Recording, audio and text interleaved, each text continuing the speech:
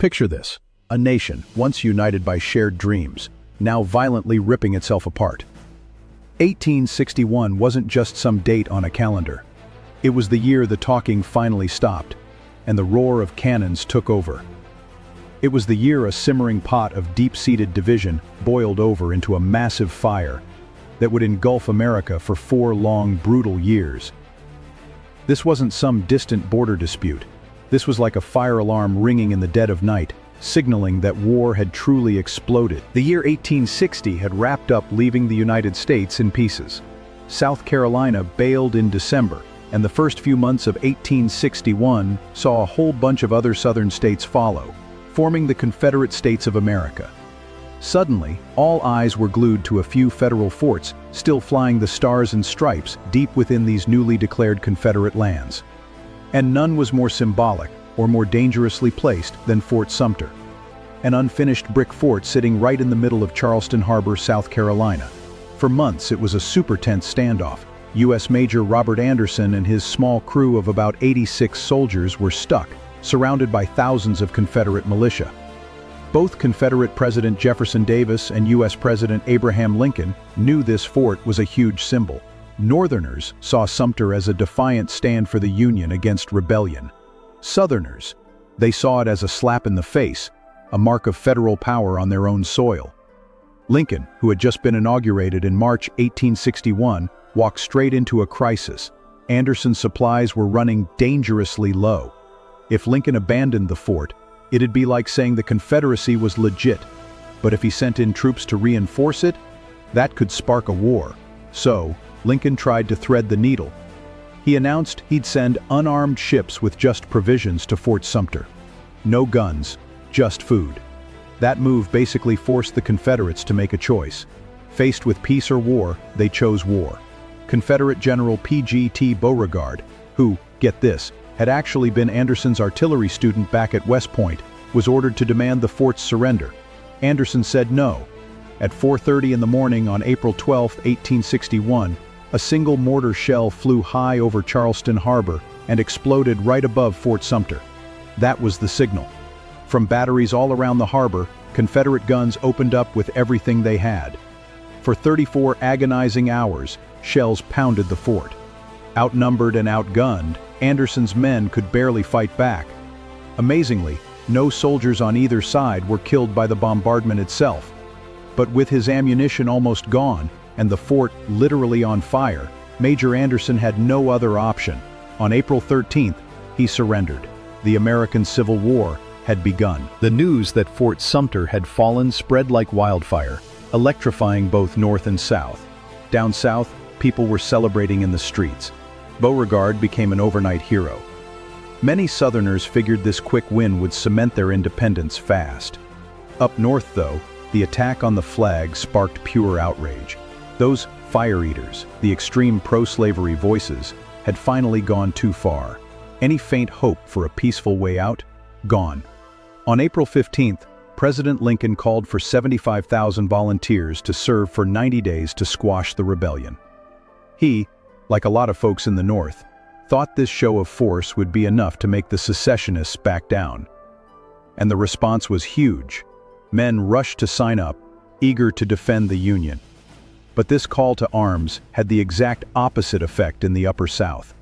Virginia, Arkansas, Tennessee, and North Carolina, which had been on the fence, now refused to send troops to fight their southern neighbors and quickly seceded, joining the Confederacy. The battle lines were drawn sharper than ever. Truth be told, neither side was remotely ready for what was coming.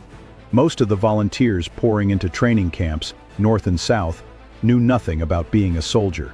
They were farmers, shopkeepers, clerks, students, all fired up with patriotism and a pretty romantic idea of what war was like. Uniforms were often a messy mix, sometimes leading to tragic friendly fire on the battlefield. Training was basic, discipline pretty loose.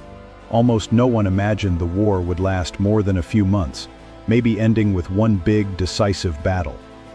The newspapers, especially up north, were screaming for action, for a quick march on the Confederate capital in Richmond, Virginia. They thought that would end the rebellion in a snap. On to Richmond became this powerful chant, putting a ton of pressure on the leaders. Giving in to all this public and political heat, President Lincoln pushed his military commanders to strike. The main target?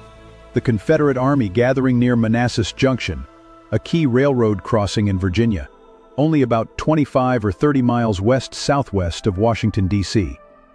Taking Manassas wouldn't just protect the Union capital, it would also open up a road to Richmond. The guy put in charge of this massive job was Brigadier General Irvin McDowell. He was a cautious officer who really felt his volunteer army wasn't ready for a big fight. His army of northeastern Virginia had about 35,000 mostly new recruits. It looked impressive on paper, but it didn't have the experience or discipline of a seasoned force. And a lot of these soldiers had only signed up for 90 days, and their time was running out fast. On July 16, 1861, McDowell's army marched out of Washington, D.C., full of excitement. People were cheering, and get this, many civilians, congressmen, and socialites, expecting some grand show and a quick Union win, even packed picnics and rode out in carriages to watch the battle like it was a day out. The march itself, though, was kind of a mess. The summer heat was brutal, and the poorly disciplined troops not used to long marches kept breaking ranks to pick berries or just rest. It took them over 2 days to go just 22 miles. They finally set up camp near Centerville, along a little stream called Bull Run. Waiting for them were about 22,000 Confederate troops under General P.G.T. Beauregard, the hero of Fort Sumter, who'd been rushed to Virginia. Just like McDowell's army, Beauregard's men were also pretty green. Both sides were about to get their first harsh lesson in what war was really like. Crucially, Confederate intelligence, helped by spies in Washington, knew McDowell's plans. This let Confederate General Joseph E. Johnston, who had another 10,000 Confederate troops in the Shenandoah Valley, start moving his forces by train to beef up Beauregard at Manassas. This smart use of railroads to move troops quickly would turn out to be a game-changer. McDowell first planned to hit the Confederate right side, but a small fight at Blackburn's Ford on July 18th made him rethink things. He spent the next 2 days scouting and came up with a new plan. Pretend to attack the Confederate center at the Stone Bridge, while most of his army swung around the Confederate left. Sunday morning, July 21st, 1861, was hot and clear. Around 2:30 a.m., McDowell's complicated flanking move started, with General Daniel Tyler's divisions creating a diversion at the Stone Bridge. But the main flanking group, led by Generals David Hunter and Samuel Heintzelman, was slow and hit a bunch of delays. It wasn't until mid-morning that Union troops finally started crossing Bull Run at Sudley Springs Ford, way behind schedule. Despite the delays, when the Union attack finally came, it worked at first. Federal troops pushed the outnumbered Confederates back from Matthews Hill. For a little while, it really looked like the Union was going to get that decisive victory everyone was expecting. The fresh Union soldiers fought hard, driving the equally inexperienced Confederates back. Some Confederate lines even started to crack and break. But then the tide started to turn on an open hilltop called Henry House Hill. Here, a Virginia brigade led by Brigadier General Thomas J. Jackson, a former teacher at the Virginia Military Institute, stood their ground like a rock. As retreating Confederates ran past, General Barnard B., trying to rally his own guys, reportedly yelled, "There is Jackson standing like a stone wall, rally behind the Virginians." And just like that, the name Stonewall Jackson was born. Jackson's brigade, along with rallied soldiers and new reinforcements, formed a super tough defensive line. The battle turned into a confused, brutal slugfest. Uniforms still weren't standardized, so soldiers on both sides ended up firing on their own men in all the smoke and chaos. Artillery batteries from both armies set up at close range and just blasted away at each other. Judith Henry, an elderly widow who'd refused to leave her home on Henry Hill, tragically became one of the battle's first civilian casualties, killed in the crossfire. For hours, the fighting on Henry Hill went back and forth. McDowell sent in more troops, but Confederate reinforcements, especially Johnston's men arriving by train from the Shenandoah Valley, kept pouring onto the field, strengthening Beauregard's struggling lines. Around 4 p.m., fresh Confederate brigades, including one led by Colonel Jubal Early, launched a fierce counterattack on the exposed Union right flank on a place called Chin Ridge. That was the breaking point. The tired and demoralized Union soldiers, many of whom had been marching and fighting since before dawn, started to give way. What began as an orderly retreat quickly turned into a panicked mess. Soldiers threw down their weapons and ran back towards Washington, a completely disorganized mob. The roads got clogged with retreating troops, wagons, and those very same civilian spectators who'd come expecting a fun day, now caught up in the terrifying Great Skedaddle. The Confederates, even though they'd won, were too disorganized and exhausted themselves to chase the Union Army effectively and maybe even threaten Washington. The First Battle of Bull Run, or First Manassas as the South called it, was a shocking and bloody mess.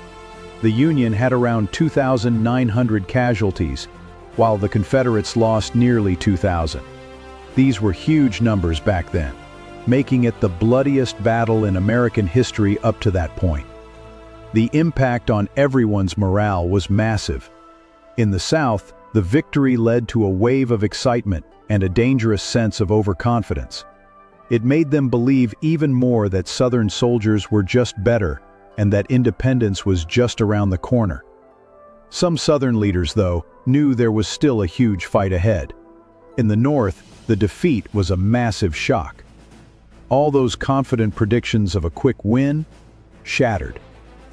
Washington, D.C. braced for a Confederate attack that, thankfully for them, never actually came. The cold, hard truth began to sink in. This wasn't going to be a 90-day war.